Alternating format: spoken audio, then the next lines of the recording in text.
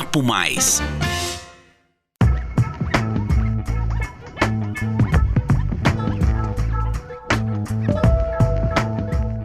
Olá pessoal, sejam bem-vindos ao episódio número 9 do podcast Papo Mais, uma produção CISP, a Central de Informações São Paulo. Aqui você confere tendências e reflexões sobre economia, mercado, carreira e inovação. Meu nome é Nadine e no episódio de hoje falaremos sobre tecnologia da informação na cultura popular. Onde o cinema erra ou acerta? A tecnologia da informação sempre teve uma forte abordagem pelo cinema, e mesmo quando as inovações pareciam muito distantes, alguns filmes deram conta de prever o futuro. Esse é o caso de 2001, Uma Odisseia no Espaço, produzido por Stanley Kubrick em 1968, mas que já previa a existência de ligações de vídeo, uso de telas de entretenimento para passageiros em voos, tablets e até mesmo reconhecimento facial. Se por um lado o cinema parece ser certeiro em algumas abordagens sobre a tecnologia, quando se trata de ataques cibernéticos feitos por hackers, a realidade é um pouco distante da arte. Um grande exemplo é o filme Swordfish, dirigido por Dominique Sena e que mostra alguns clichês, como a invasão do Departamento de Defesa dos Estados Unidos, feita em 60 segundos e apenas com o uso de um computador e alguns códigos em tela preta.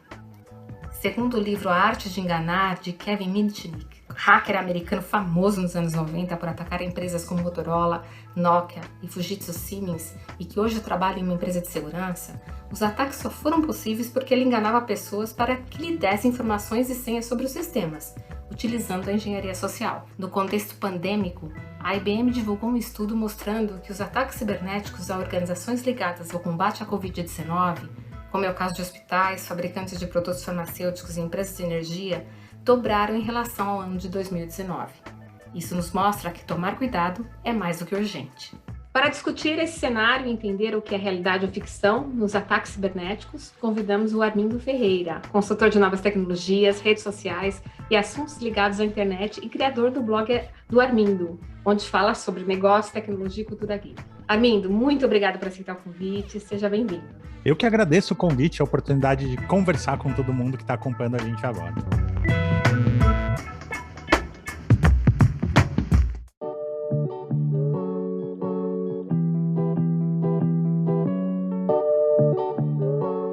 Quando se fala sobre cinema e tecnologia da informação, quais são os grandes mitos e verdades? Isso é uma coisa muito interessante, né? Porque o cinema como um todo, ele sempre vai capturar os nossos medos, as nossas incertezas e o que tá no inconsciente coletivo e colocar nas telas, né? É o caso dos filmes de monstro, por exemplo, né? Quando a gente vê aqueles monstros lá, igual Godzilla, quebrando prédios, essas coisas todas, em alguma instância esse temor do desconhecido ou de algo diferente tá no nosso imaginário, e com a segurança de dados não é muito diferente, né? Quando você começa a pensar aí que as suas informações estão circulando por outros lugares, por outros servidores, e de certa forma uma certa fragilidade que algumas coisas dessas podem acontecer, né? Então a gente tem alguns filmes, por exemplo, em que o criminoso vai lá e altera a identidade inteira da pessoa. Ele chamava João e passa a chamar José, passa a ser procurado pela polícia, porque colocaram ele no sistema lá de procura, e a vida dele vira de cabeça para baixo. É claro que fazer isso desse jeito não é tão simples quanto o cinema mostra, o cinema tende a simplificar esses medos, né? Mas de uma maneira geral, o cinema tenta capturar esse medo inconsciente que a gente tem. Eu acho que, como eu falei, né, no cinema é tudo muito simples, muito rápido, porque são só 2 horas de filme, né? Então, aquelas coisas acontecem daquele jeito muito fácil, né? Por exemplo, hoje mesmo nos Estados Unidos, você não vai ter um lugar que todas as suas informações estão concentradas e distribuídas para todos os órgãos e todos os lugares, e nem seria muito inteligente ter esses dados centralizados. Então, se alguém quisesse alterar sua identidade, ia ter que acessar vários servidores de vários sistemas, vários bancos de dados. Então, assim, não é tão simples quanto a gente vê no cinema. Mas eu acho que alguns alertas são importantes, né? Principalmente sobre a fragilidade de dados e mais ainda, né, com a nossa consciência sobre como os nossos dados são usados quando a gente disponibiliza. Vou dar um exemplo simplesinho aqui, depois a gente pode conversar, mas, por exemplo, a pessoa que quer lá saber como ela vai ficar quando ela tem 60, 70 anos de idade na rede social, e daí aparece uma caixa lá, falou assim, olha, não está escrito desse jeito, mas é o que deveria estar escrito. Para eu fazer essa análise da sua foto, eu preciso capturar os seus dados aqui do Facebook. Eu sou uma empresa que você não conhece, de um país que você não sabe, e que eu gastei horas desenvolvendo esse programa, então eu tive um custo. Eu vou querer recuperar esse custo com seus dados, e mesmo assim você quer me dar esses dados sem saber o que eu vou fazer com eles? E você vai lá e fala sim, porque para mim é muito importante nesse momento saber como eu ficarei com 60 anos de idade. E aí você franqueou ali dados, mesmo que sejam básicos, e-mails, alguns padrões de consumo que você tem, para uma empresa que você não sabe onde está sediada e com qual finalidade você vai fazer, e você acha lindo e compartilha com seus amigos e ajuda eles a compartilharem dados também. Então, eu acho que esse tipo de filme nos ajuda principalmente até essa consciência, esse pensamento de que com quem a gente compartilha os nossos dados, a gente também é responsável por isso. E essas empresas não são hackers exatamente, são empresas legais, vamos dizer assim, né? E mesmo assim a gente compartilha sem pensar. Exatamente, mas aí pode ter de tudo também, né? Pode ter uma empresa que não seja legal, como inclusive o próprio Facebook já foi processado pelo escândalo da Cambridge Analytica, né? Que estava utilizando os dados dos usuários de uma forma, digamos, não amigável. E aí a empresa teve que refazer sua política, inclusive teve que pagar algumas multas em alguns países por conta disso. Então, mesmo nesse caso aí, a gente também nem sabe qual é a índole. A gente, claro, dá sempre Boa a fé, né? inocência, né? Exatamente, a boa fé de que a empresa só está coletando dados para vender para publicidade, que é o mais comum mesmo. Mas a gente também precisa ter essa responsabilidade compartilhada aí de saber para onde eu estou mandando meus dados. E falando mais em hackers mesmo, né? Como os ataques hackers utilizam a engenharia social? Eu acho importante a gente distinguir para quem está nos ouvindo, né, o termo hacker. Na verdade, quando se fala mais internamente, assim, de termos técnicos, ou mais para a comunidade, vamos dizer assim, para as pessoas que curtem tecnologia, essas coisas todas, existe o hacker e existe o cracker.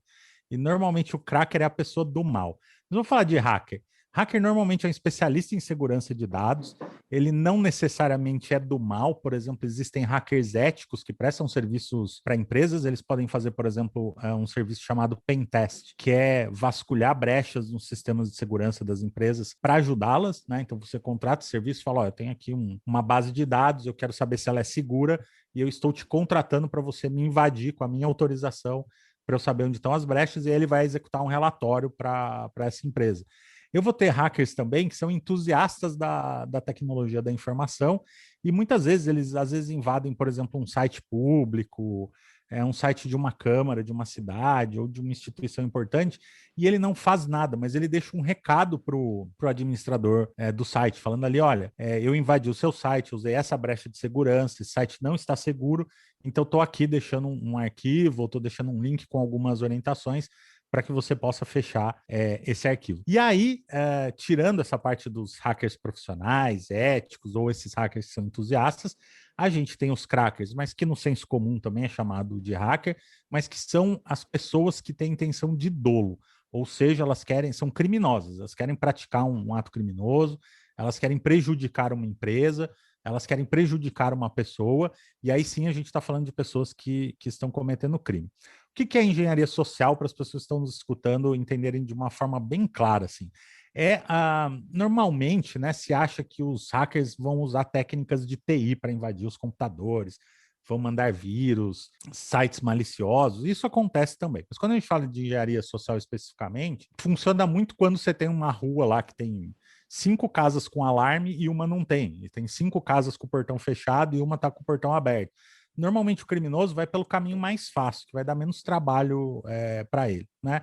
Então, por exemplo, um criminoso, vou dar um exemplo hipotético aqui de ciência social. Um criminoso pode chegar numa empresa, falar que quer fazer uma reunião ali com o executivo, alguma coisa assim, e puxar papo com a secretária, né? Fala assim, puxa, eu vim de outra cidade aqui, não sei onde almoçar, tem um restaurante que você gosta, mas ó, não quero dica de qualquer restaurante, não, quero um restaurante que você gosta, que você vai sempre, que você percebe valor. Daí fala assim, ah, não, tem aqui o restaurante Rancho da Vovozinha, que fica a 2 quarteirões aqui, eu amo esse restaurante, não fico sem. Aí o criminoso vai, anota essa informação. Ele volta para o local de trabalho dele, vamos dizer assim, Uhum.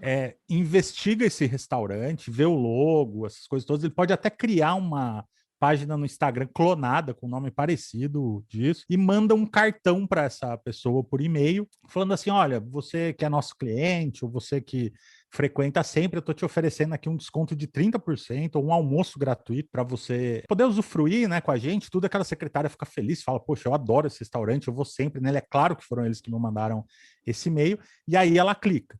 Nesse clicar pode acontecer várias coisas. Ela pode preencher um formulário com dados pessoais dela, ou ela pode baixar um programa malicioso no computador dela. E aí, a partir disso, o hacker pode ter acesso a informações variadas da empresa. A gente pode destrinchar um pouquinho mais isso durante o papo. Nossa, bem interessante, né? Então, na verdade, eles usam de artifícios para entrar na casa com o portão aberto, é isso, né? Exatamente. Pode perguntar para você, por exemplo, às vezes você tem um e-mail que a sua pergunta de segurança é um animal de estimação. Então eu posso me aproximar de uma pessoa, né, de um homem, de uma mulher, fingindo um interesse de um relacionamento, né, ou fingindo um interesse naquele momento, e falar assim: puxa, você é muito parecida comigo, né? Que ano que você nasceu mesmo? Ah, não acredito. Você nasceu em 1980. Que mês que você nasceu? Ah, então você faz aniversário dia 30/7. E aí o criminoso vai lá e anota. E, gente, eu adoro animal de estimação. Tem um cachorrinho aqui, o Fluff. Blá. Você tem cachorro? Ah, eu tenho, é o Godofredo. Daí anota lá. Então, às vezes, numa conversa fingindo uma intenção amorosa ali, em uma hora, o criminoso pode saber onde você nasceu, nome do seu pai e da sua mãe, nome do seu cachorro. E aí eu posso entrar num e-mail, pedir a senha, daí vai falar assim: ah, questão de segurança, qual a data de nascimento, qual o nome do seu cachorro, o nome do seu pai, o nome da sua mãe, e aí ele tem acesso a essas informações. Às vezes é muito mais fácil fazer isso do que invadir um data center totalmente protegido, essas coisas todas. Então, normalmente o criminoso vai pelo portão aberto mesmo. E como que a gente faz, né, para se proteger? Ou pelo menos para desconfiar que está sendo vítima, né, de algum golpe? Eu acho que a cultura organizacional é muito importante e a gente precisa ter essa discussão mais séria agora, principalmente nesse momento de home office, né?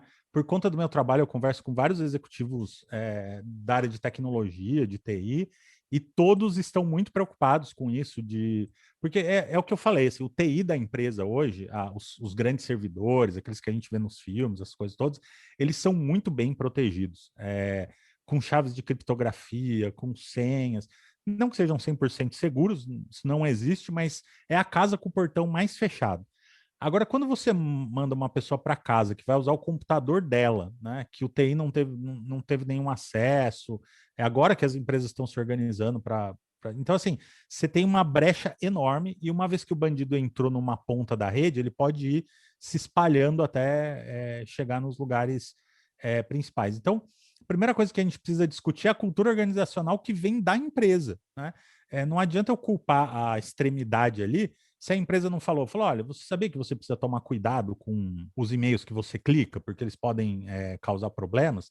A gente tem, por exemplo, hoje já algumas marcas de notebooks que eles vêm com um sistema de proteção que quando você clica num link no e-mail, ele abre esse seu link numa espécie de caixa de areia, né, chamado sandbox, aí é o termo que se usa em TI, e ele protege, ele isola aquele computador da rede naquele momento, e essa proteção vem de fábrica do notebook, então é uma proteção muito boa. Então, quer dizer, existem ferramentas hoje para fazer com que isso ocorra menos, mas eu acredito muito na questão da cultura organizacional, ou seja, a empresa precisa assumir a responsabilidade de conversar com os seus funcionários e falar: olha, sabia que a gente pode sofrer ataques de várias formas? Uma forma é as pessoas pedirem suas informações, ou como você está trabalhando as suas senhas, né? A sua senha ela é realmente segura, está aqui um gerador de senhas seguras para você, um manual de como fazer as suas senhas, para evitar que façam senhas fáceis e facilmente identificadas aí por engenharia social, né?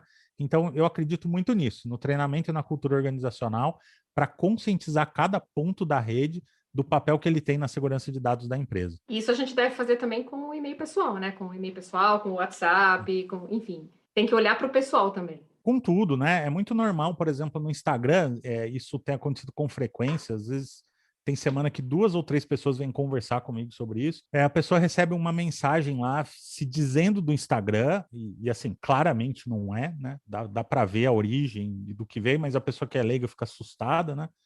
Falando que a pessoa infringiu um direito autoral e que ela vai perder a conta do Instagram, mas para ela não perder a conta, ela precisa preencher um formulário. e nesse formulário ela vai entregar todos os dados para o criminoso, e aí a pessoa tem a conta dela roubada no Instagram, né? Quem está me ouvindo pode falar assim, Armindo, mas ninguém vai roubar minha conta não serve para nada, né? Eu sou uma pessoa anônima. Pois é, mas para um criminoso ter acesso à sua conta anônima de um indivíduo simples é muito bom, porque ela vai poder pegar essa conta, vai poder fazer outras coisas com ela, cometer outros crimes. Então, sim, é um problema. E também a questão da clonagem do WhatsApp, né? Foi muito comentado isso nos últimos meses, deu muito problema, que é também a pessoa que recebe um link, fala assim, e é incrível, né? Porque tem um código de segurança e o criminoso fala para a pessoa: olha, para a gente fazer esse ajuste aqui, ou para você ganhar um prêmio, o almoço grátis, ou a hospedagem grátis, eu só preciso que você confirme um código de reserva que você vai receber por SMS. Aí a pessoa recebe o código de segurança dela, dá para o bandido e perde a conta no WhatsApp. Aí os bandidos vão tentar extorquir os amigos. Eu tenho uma amiga que perdeu quase 10 mil reais num golpe desse e não conseguiu recuperar. Justamente nesse caso, a pessoa entrou em contato, ela deu o código de segurança na boa fé, e quando viu, o bandido já estava extorquindo pai, mãe. Então, é uma situação que a gente acha que não vai acontecer com a gente, que é extremamente simples, né? Falar, eu sou um indivíduo normal, né, Armindo? Acordo todo dia, vou trabalhar, não tenho fama, não tenho popularidade, não faço parte de uma grande corporação, por que que alguém vai me hackear? Justamente por ser uma ponta extremamente frágil dessa cadeia, né? E só por curiosidade, existe um ranking assim hoje do que é mais hackeado dos apps? É mais o WhatsApp, é mais o Facebook, o Instagram? Tem alguma coisa assim ou não?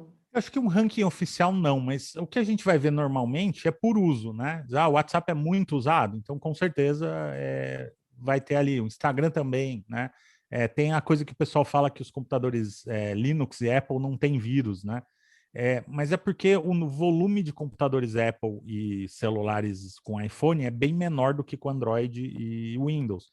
Então não é que não tem, isso que vai dar muito trabalho para uma amostra muito pequena.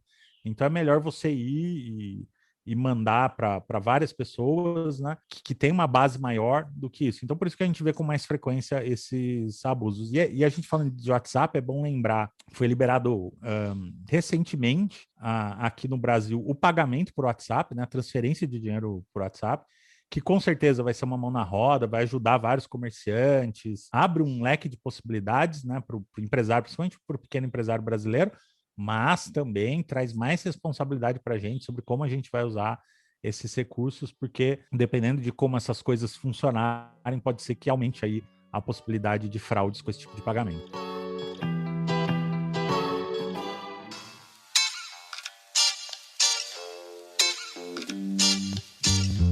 Bom, eu queria saber, né, como eu diferencio alguém que está utilizando um artifício de engenharia social e um contato telefônico, e-mail, SMS, um contato real de empresas, como que eu faço, assim, de cara essa diferenciação? Eu acho que o mais importante, e assim é difícil, né? Porque a gente está em tempos difíceis de pandemia, que a gente está isolado social, eventualmente muito carente, né? Querendo atenção, essas coisas todas. E é claro que os criminosos vão aproveitar essa característica, né? Mas o primeiro momento é não dedicar informações suas para estranhos em hipótese nenhuma, nem que aquele estranho possa parecer uma pessoa linda, maravilhosa, com melhores intenções do mundo, o Cupido te deu de presente essa benesse do céu, né? Quando na verdade desconfie, né? As pessoas já estão querendo saber de cara sua data de aniversário, nome de pai e mãe, nome de cachorro, tudo muito rápido, é muito estranho. E também nas relações comerciais, né? A gente normalmente, né, tem algumas práticas comerciais que a gente vai seguir de mandar tabela de preços, ter ali um limite de até onde você pode dar informações ou não, né? Tem um golpe que aí é um tipo de hackeamento também, não de dados, mas tipo de hackeamento, que são empresas que montam escritórios de recrutamento falsos e chamam executivos, né? E é um negócio tão monstruoso, né? Porque envolve propriedade de dados e muito dinheiro, que de fato montam escritórios bonitos, em locais legais, né? Alugados, evidentemente, mas com móveis alugados, as coisas todas. Chama o executivo falando que é uma proposta muito melhor de onde ele está. O executivo vê ali o cartão, vê o site, vê a sala bonita, vai lá. E, na verdade, aquele entrevistador que está disfarçado de headhunter ali, está coletando informações da empresa, de faturamento, de quais são as funções que o CEO ocupa, né? Então, a gente também precisa estranhar essas ofertas milagrosas, mirabolantes, assim, e ir com o tempo. E acho que o mais importante é, na dúvida, se você suspeitou de alguma atitude de um fornecedor, de um cliente, ou de alguma aproximação comercial, acione o TI da empresa, se for o caso, acione o jurídico, para deixá-los a par do que está acontecendo e até onde essas informações vão ou não, né? Então, aí você compartilha a decisão com pessoas que podem te ajudar. A engenharia social de empresas, a gente nem imagina, né? Mas ela pode ser tão delicada a ponto de você esquecer um documento em cima da impressora, às vezes tem uma impressora compartilhada num andar, alguém passa e pega aquele documento, é um documento sigiloso, é uma folha com senha. Em alguns casos, até lixo da empresa pode ser revirado para ver se ninguém jogou ali no saco de papel uma senha, algum dado sensível. Então, as empresas que trabalham com dados sensíveis, né? Uma coisa que eu recomendo com frequência é ter um triturador de papel, né? Você imprimiu alguma informação sigilosa, que tem informação. Para vocês terem uma ideia, eu aqui na minha casa tenho um triturador de papel. Comprei baratinho lá na Calunga, não paguei nem R$ 200. Quando tem contrato, eu assino bastante contrato, porque eu faço cobertura de lançamentos tecnológicos, a gente precisa assinar contratos de confidencialidade muitas vezes. Aí tem lá meu nome, CPF, endereço. Eu não penso duas vezes. Uma vez por mês eu vou lá na picotadora e coloco tudo, porque até isso pode acontecer. E também a gente não pode anotar, né, as senhas, tipo, pega as senhas todas e anota no celular, anota no arquivo, isso também é um erro, não é isso? Não, de jeito nenhum. O ideal é não ter a mesma senha para vários serviços, né? E essas senhas têm vazado loucamente, é impressionante como isso tem acontecido, e não pode deixar anotado. O mais ideal hoje, porque eu sei que tem muita gente que está ouvindo e fala assim, Armindo, falar é fácil, né? Quero ver você vir aqui cuidar do meu filho, que está fazendo EAD em casa, da minha esposa e do meu marido tá trabalhando comigo, das contas que eu tenho para pagar e ainda ter 20 mil senhas memorizadas na cabeça. Calma, não estou falando isso. Você pode ter hoje empresas sérias de credibilidade e de confiança que você paga lá uma mensalidade de R$ 15 por mês, R$ 20 por mês, e eles te dão um aplicativo que vai fazer esse gerenciamento de senha para você. E também já tem alguns dispositivos hoje, principalmente notebooks, celulares, mas os notebooks são uma facilidade. Eu estou usando um assim que é uma mão na roda, não deixo mais, que é tudo por impressão digital. Ele mesmo já grava as senhas, os locais, aí a hora que você vai entrar no lugar, ele aparece um escudinho falando que você pode usar impressão digital, você coloca a sua impressão digital e ele libera para você. Então também você não precisa ter uma super memória, você pode fazer a tecnologia trabalhar a seu favor. E aí fala assim, né, Armin, mas eu vou comprar um notebook e vou pagar mais R$ 500 numa feature dessa. Ou vou pagar R$ 15 por mês para ter um aplicativo de gestão de senha. E aí você tem os seus dados roubados, aí você perde 5, 6 mil reais numa tacada só, 10 mil, igual essa minha amiga pagou, estava de bom tamanho pagar os 500 do notebook. Em um ano você já recuperou esse investimento extra, né? E para ter essa segurança. Então, no meu caso, para não falar que eu estou falando e não faço, né? Que é fácil falar, eu tenho adotado os dispositivos que têm impressão digital, que eu acho que são bem práticos e são bem seguros. Valeu a pena, então, vale a pena o investimento, né? Oh, Bom, com a nova Lei Geral de Proteção de Dados, né, em vigor desde 2019, as empresas e serviços digitais se tornaram mais seguros. É isso mesmo? A gente pode dizer que tornaram mais seguras? então, eu não quero ser muito otimista, não. Eu acho que, infelizmente, não. Eu acho que a lei deu mais direitos para as pessoas que são lesadas, isso sim, mas que ainda as pessoas também precisam de um tempo até aprenderem até onde elas podem ir com essa lei ou não.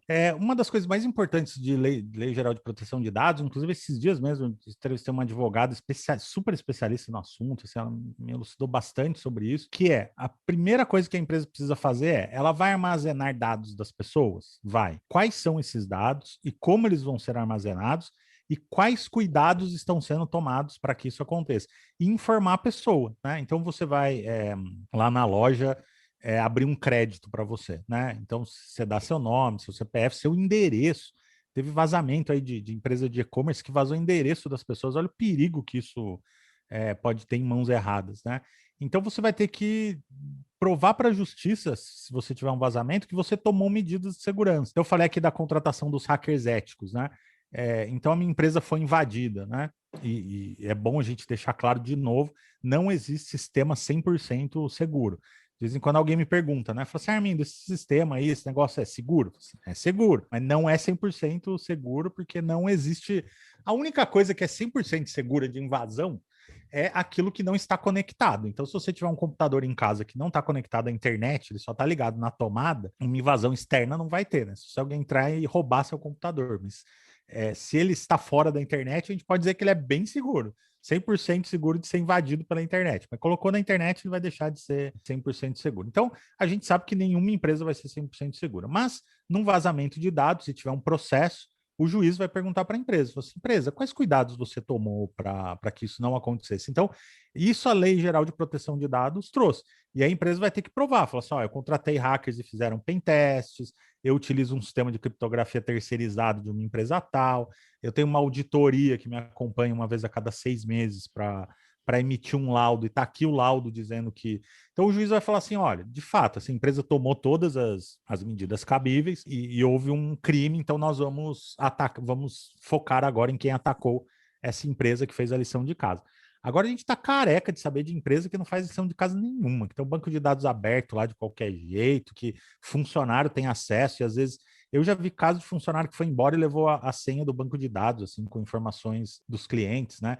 Então, a hora que o juiz vai lá e vê isso, fala assim, mas espera aí, você não tomou nenhum cuidado com os dados das pessoas, você está aí armazenando o endereço delas, PF, RG, dados financeiros, e você não tomou os devidos cuidados que você devia tomar, então você é responsável também por esse vazamento de dados. Então, eu acho que a LGDP deu mais segurança para as pessoas. Agora, as pessoas vão começar a tomar mais consciência dessa lei e aí vão forçar cada vez mais empresas a se adequarem a elas. É claro que as grandes empresas e corporações já estão se adequando, de certa forma elas já tomavam vários cuidados nesse sentido, mas agora a gente vai passar até as camadas aí de sensibilizar as médias e pequenas empresas para que elas tomem cuidado disso. Mas nesse momento, assim, só com a promulgação da lei, eu não diria que tá mais seguro, não. A gente ainda precisa tomar bastante cuidado com isso. E o cuidado é de cada um, né, pessoal? A gente tem que tomar cuidado a partir de cada indivíduo, não é isso? Exatamente, eu acho que essa assim é a principal coisa, assim, a consciência do uso de dados. Para onde eu estou mandando aquela informação, né? Se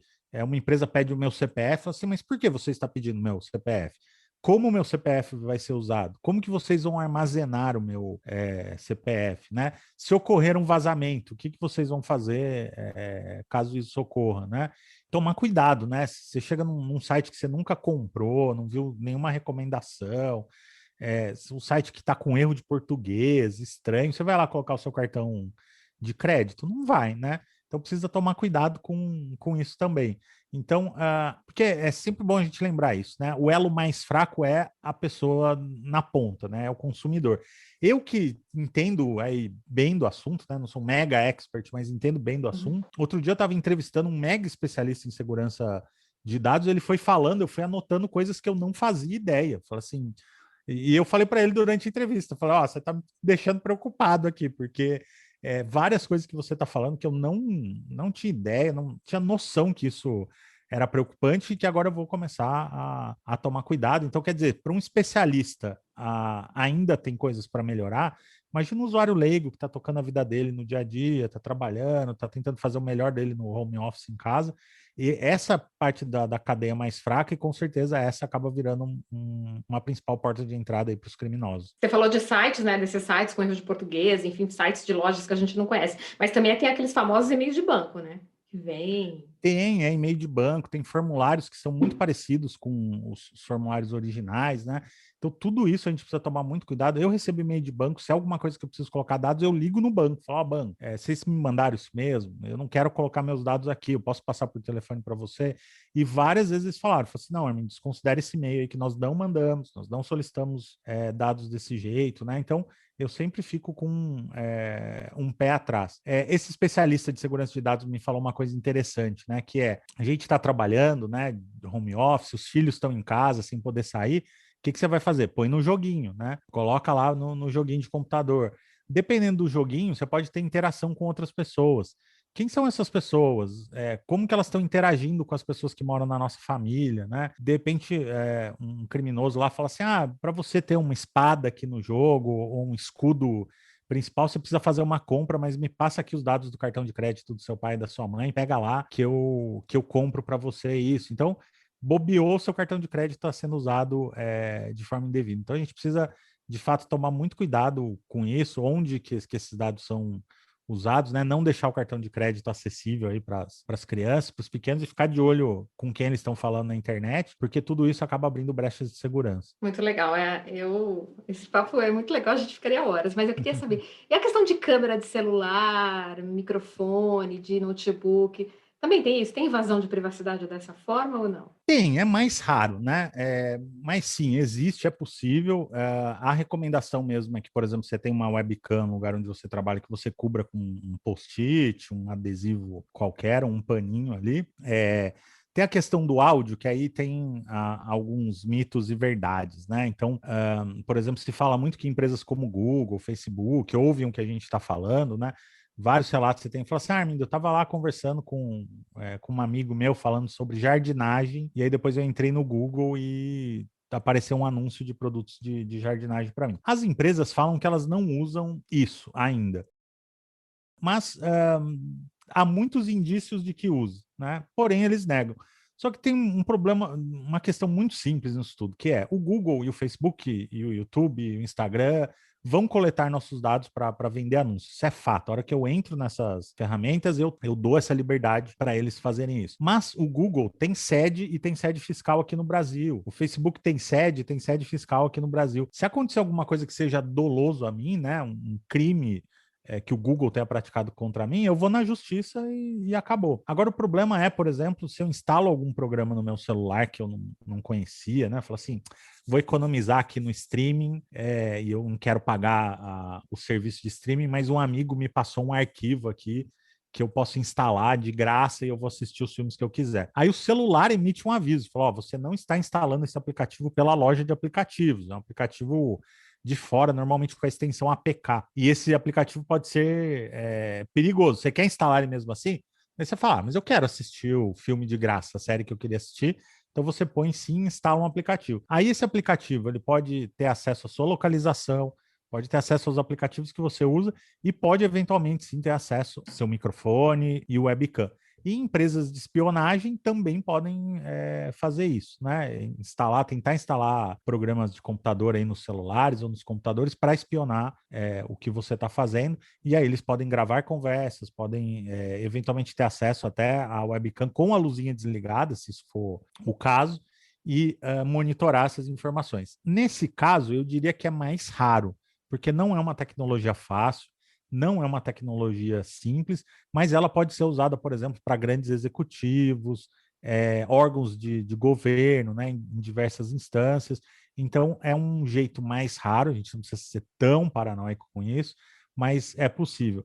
E mais uma vez, né, já tem alguns equipamentos disponíveis no mercado que tem a janelinha da webcam, você liga e desliga o microfone a hora que você quiser, exibe um aviso na tela a hora que está o microfone ligado. Então você tem a indústria da tecnologia também levando segurança para as pessoas. Mas cai naquela fase, ele é um negócio bem seguro, mas vai ter uns 10% aí que pode escapar. Tem também, a gente falou aí de câmeras e áudio, mas existem programas chamados keyloggers que eles gravam o que você digitou no teclado. Por isso que alguns bancos têm aquelas letras que ficam trocando toda hora, ou você tem que digitar coisas diferentes, ou você não digita com o teclado, você vai com o mouse e a posição dos números mudam, que é para evitar que alguém grave aquilo que foi digitado no seu teclado. E esses programas podem funcionar tanto no computador quanto no celular também. Então, você está lá digitando, ele está fazendo uma cópia de tudo que você está digitando, e isso é enviado para um criminoso, e ele pode analisar aqueles dados ali, ver se você digitou senhas, e-mails ou informações sensíveis. Antes do nosso ping-pong, tem uma última pergunta de curiosidade. Opa, A vamos lá. gente sempre acessa normalmente sites.com.br ou .com só. Tem alguma extensão que a gente deva desconfiar? Sites russos, da China, enfim, ou de locais que a gente não conhece muito? Dá para desconfiar? Não, é melhor eu não entrar nesse daqui. Eu não vou querer correr o risco assim de entrar num site de uma determinada nacionalidade ou de uma extensão diferente, porque às vezes as pessoas compram domínios diferentes ali para o domínio ficar mais bonitinho, para ficar descolado, essas coisas todas, então eu não vou entrar nesse mérito, mas eu acho que vale muito a questão de ver exatamente onde você está acessando, né? Se aquilo está bem escrito ou não, se tem um CNPJ e um endereço naquele site, um telefone de contato, como que ele está capturando meus dados e como que ele vai enviar os meus dados. Então, eu acho que, novamente, a gente volta na questão da consciência, né? É você olhar aquele site e falar assim, eu estou consciente que eu queria mesmo acessar este site e colocar as minhas informações aqui do jeito que ele está pedindo. Então, eu acho que isso vai ser mais importante do que, de repente, tomar cuidado com algum domínio ou alguma nacionalidade. Apesar do cinema mexer com nossos medos, né? Enfim, contar as histórias muito rapidamente, mas os filmes até que têm alguma realidade, não é isso? Nesse mundo de cyberataques, ou enfim, de invasões, o cinema está alinhado com o que acontece. Com certeza, principalmente para nos despertar esse fato de que a gente não está 100% seguro, né? Quando eu sei que uma prefeitura, por exemplo, instalou 10 mil câmeras na cidade, né? E que eu estou andando na rua, eu estou sendo monitorado o tempo todo, e eu fico feliz, porque se alguém roubar minha bolsa, se eu for atacado na rua, eu tenho uma câmera que está me vigiando ali. Porém, eu também tenho uma câmera que está me vigiando, né? Quem é aquela pessoa que está operando a câmera naquele momento? Como ela está usando aquela câmera? Para onde aqueles dados vão ser enviados, né? Será que a pessoa que está operando a câmera, ele teve comportamentos éticos, morais corretos o tempo todo com aquilo que ele estava filmando, né? Então, toda vez que a gente abre uma concessão para ter uma coisa tecnológica cuidando da gente, a gente também abre uma pontinha aí de desconfiança e de cuidado. É aquela pergunta, né, que a gente sempre faz que é quem está cuidando de quem cuida da gente, né? Então, quando eu digito lá meu CPF num e-commerce, mesmo que seja famoso, quem está cuidando dos meus dados a hora que eu coloco isso? Então, quando você começa a fazer esses questionamentos, você fica com atitudes mais conscientes no seu dia a dia.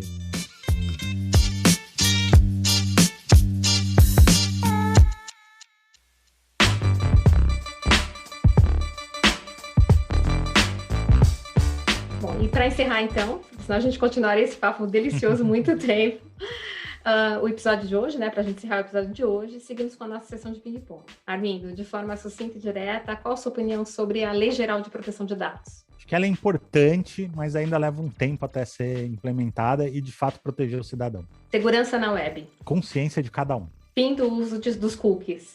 Acho que vai surgir outra tecnologia e que a gente vai acabar sendo monitorado do mesmo jeito. Então, para mim, é trocar 6 por meia dúzia. Autenticação por 2 fatores. Importantíssima, todo mundo tem que ter em todas as redes sociais e em tudo que tem a senha na vida. Segurança das senhas utilizadas em serviços digitais. Tem que tomar cuidado como cuidaria da carteira e da porta de casa. Bom, só posso agradecer a sua participação e quero que você faça um convite para conhecer o seu blog, que é muito legal. Muito bom, gente. Fica o convite para quem quiser conhecer aí, blogdoarmindo.com.br. Se quiser só procurar blog do Armindo no Google, me acha. E também tem Instagram, instagram.com/armindoferreira. Tô sempre lá dando dicas de tecnologias, filmes, séries, coisas legais. E pode me mandar mensagem no DM que eu respondo todo mundo, atendo todo mundo. É sempre um prazer conversar com quem está acompanhando a gente. E aproveito mais uma vez para agradecer a possibilidade desse papo aí, da gente poder conversar hoje aqui no podcast. Nós que agradecemos muito. Muito obrigada. Encerramos assim mais um episódio do podcast Papo Mais. Se você curtiu, inscreva-se no nosso canal ou siga o nosso perfil no Spotify para acompanhar os próximos episódios. Você também está convidado a enviar suas sugestões, dúvidas, perguntas para o e-mail relacionamento@cisp.com.br. Agradecemos a sua atenção e companhia. Até a próxima.